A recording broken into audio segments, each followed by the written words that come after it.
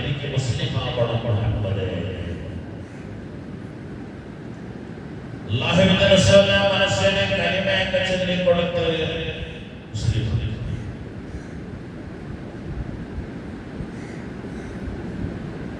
എന്നിട്ട് ആ മനുഷ്യൻ ചോദിച്ചു, ഞാൻ എന്താണ് പ്രവർത്തിക്കേണ്ടത്, ഞാൻ എന്ത് ചെയ്യണം? അപ്പൊ റസൂൽ പറഞ്ഞു, നീ അഞ്ച് വക്ത് നമസ്കരിക്കണം. അപ്പൊ അയാൾ ചോദിച്ചു, ഈ അഞ്ച് വക്ത് പഠിപ്പിച്ചല്ലോ, ഇതല്ലാത്ത വല്ലതും ഞാൻ നിസ്കരിക്കേണ്ടതുണ്ടോ എന്ന് ചോദിച്ചു. റസൂൽ പറഞ്ഞില്ല, നിർബന്ധമായിട്ട് ഇത് അഞ്ചല്ലാത്ത ഒന്നുമില്ല. ഇല്ല സുന്നത്ത് നിസ്കരിക്കുകയാണെങ്കിൽ നിർബന്ധമില്ല. പിന്നെന്ത് ചെയ്യണം? പിന്നെ റമളാൻ മാസം നോമ്പ്. ഹൽ അലയ്യ ഗൈറുഹു, വേറെ ഏതെങ്കിലും മാസം നോമ്പ് ഇല്ല. നിർബന്ധമായില്ല. ഇല്ല സുന്നത്തായ നോമ്പുകളുണ്ട്, വേണോ മാറ്റം?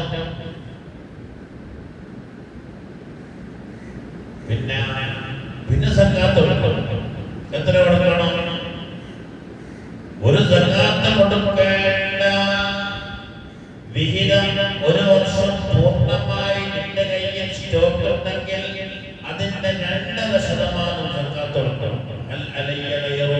അതിനപ്പുറത്തോളം സുന്നത്തായ സുഹൃത്തുക്കളുടെ വേണ്ട കൊടുത്തോ.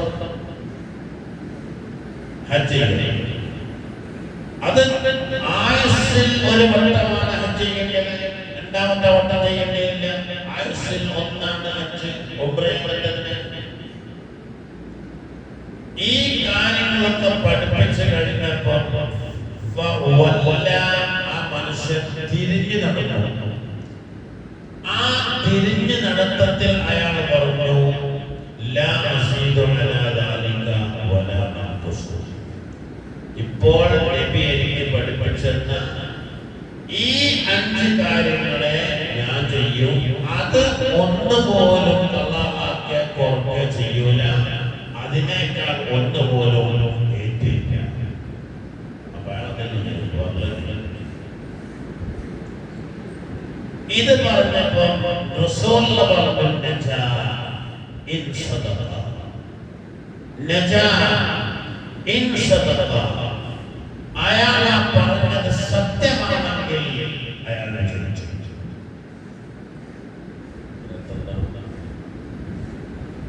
ഫർളായ 5 വക്ത് നിസ്കാരങ്ങൾ മാത്രമേ ഒരാൾ നിസ്കരിച്ചിട്ടുള്ളൂ, സുന്നത്തൊന്നും നിസ്കരിച്ചില്ല.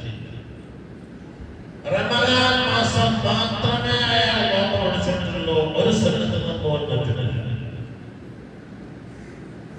സക്കാത്തിന്റെ 2.5% മാത്രമേ അയാൾ മറ്റുള്ളവർക്ക് കൊടുത്തിട്ടുള്ളൂ, ഒരു സുന്നത്തും ചെയ്തിട്ടില്ല.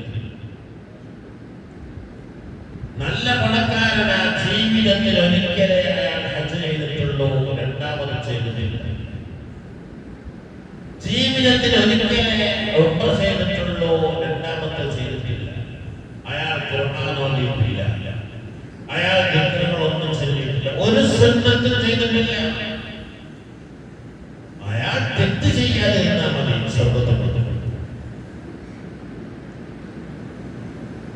അപ്പോഴേ ലാ യുകല്ലിഫുല്ലാഹു നഫ്സൻ ഇല്ലാ വുസ്അഹാ, ഒരു ശരീരത്തോടും അല്ലാഹു തആല അതിന്റെ വുസ്അനെ അല്ലാതെ ആവശ്യപ്പെടുന്നില്ല. ഏതൊരു ശരീരത്തിനും ഒരു സഹാബി വന്ന റസൂലുള്ളാഹിന്റെ അടുത്ത് ഇല്ല അഖദഹു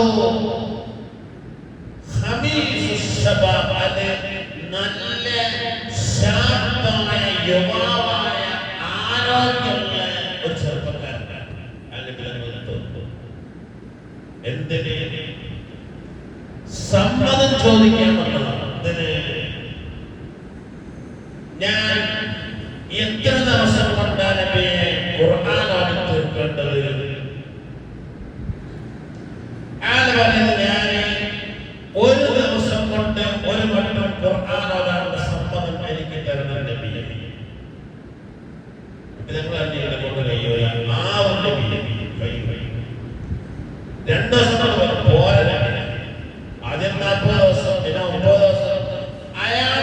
ഒരു ദിവസം കൊണ്ട് ഖുർആൻ ഓതണമെന്നുള്ള ആഗ്രഹമാണ്.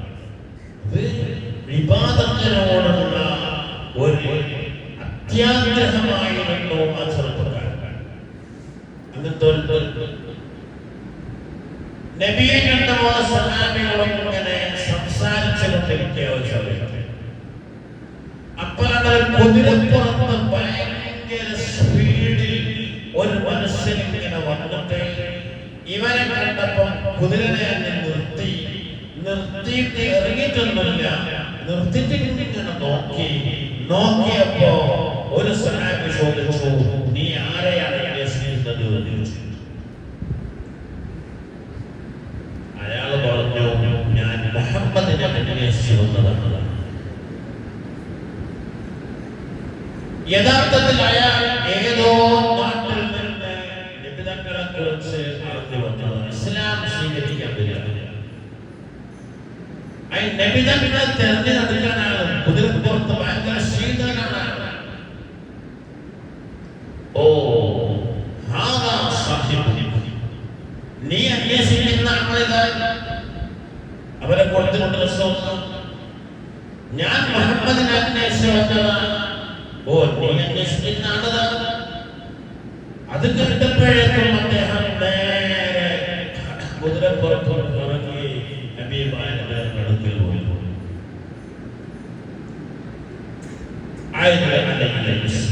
എനിക്ക് മുസ്ലിമാണ്.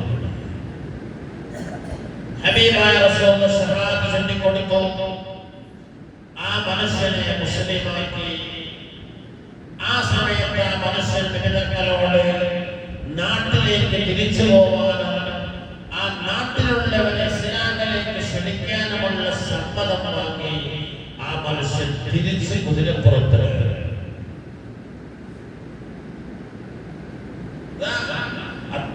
വന്ന സ്പീഡിൽ തന്നെ ആ മനുഷ്യൻ സ്പീഡിൽ കുതിര തിരിഞ്ഞോടി.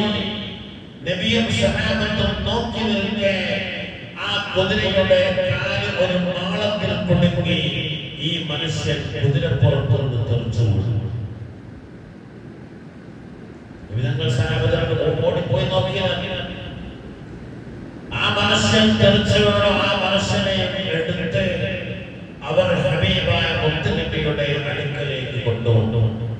അപ്പോഴേക്കും അയാൾ മരിച്ചുപോയി. കണ്ടപ്പെട്ടു.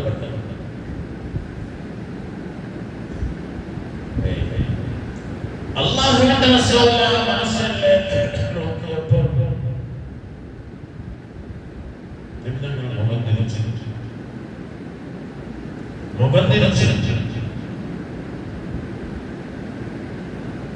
മുഖം തിരിക്കുക മാത്രമല്ല, കരച്ചിലും. സഹാബത്തിന് രണ്ട് മനസ്സിലായില്ല. ഇത് കരയാനുള്ള മുഖം തിരിക്കാനുള്ള ഹബീബായ നബിതങ്ങളോട് സഹാബത്ത് ചോദിച്ചപ്പോൾ നബിതങ്ങൾ പറഞ്ഞത്, ഞാൻ ആ മനുഷ്യനിലേക്ക് നോക്കിയപ്പോൾ ആ മനുഷ്യന്റെ ഹൂറുകൾ വന്നിട്ട് വെള്ളം കുടിപ്പിക്കുന്ന രംഗമാണ് ഞാൻ കണ്ടത്. അപ്പൊ ഞാൻ മുഖം തിരിച്ചു. ഹൂറുകളെ കണ്ടപ്പോൾ ഞാൻ മുഖം തിരിച്ചു. അദ്ദേഹം അത്രയും ദൂരം വന്ന് ദാഹിച്ചു വളർന്ന ഒരു മനുഷ്യനാണെന്ന് നമുക്ക് ഓർമ്മ വന്നില്ല. നമ്മൾ അദ്ദേഹത്തോട് വെള്ളം വേണോ എന്ന് പോലും ചോദിച്ചില്ല.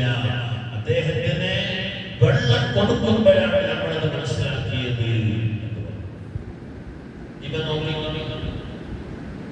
ആ മനുഷ്യൻ മുസ്ലിമായതിനു ശേഷം ഒരു വകുപ്പ് പോലും മുസ്ലിം ഒരു സുബ്ഹാനല്ലാഹി പോലും ആ മനുഷ്യൻ ചൊല്ലിയിട്ടില്ല. ഒരു രൂപ പോലും അയാൾ സദഖ ചെയ്തിട്ടില്ല. ഒരു ഉറുപ്പ് പോലും അദ്ദേഹം നോറ്റിട്ടില്ല. അദ്ദേഹം സ്വർഗ്ഗത്തിലുണ്ട്.